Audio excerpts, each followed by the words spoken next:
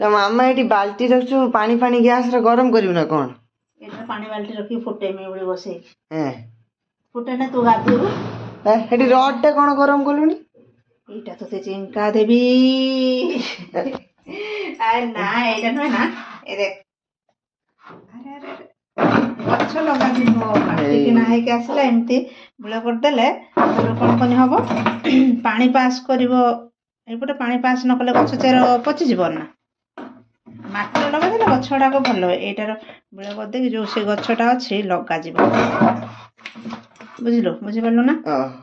एपटे बुला हेले पानी देले पानी एपटर पास करिवो सब पानी रहिले गच्छ पचि जीव एते बेला था बेसी हेले भलो नै एते था चल गच्छ लगाइबा এই গছটা দেখিলু এইটা ছোট বালতি বলে তাকে বড় বালতি আনা হলা আনিকে তাকে বর্তমান লগা ଯିବ ଆଉ ସକାଳ ତ ଟାଇମ୍ ହଉନି ନା ରାତିରେ এই ଟାଇମରେ ଲଗେଇ ଦେଲେ ଗଲା ଆଉ ପାର୍ଲର ଆସିକି ଆଉ এটা ମନ୍ଦାର ଗଛ ଲାଲ ମନ୍ଦାର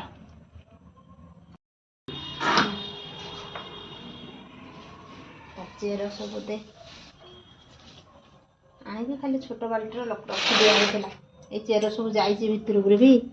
चेर सब गला एना हेलानी 4-5 दिन हम आनिक रखी दिया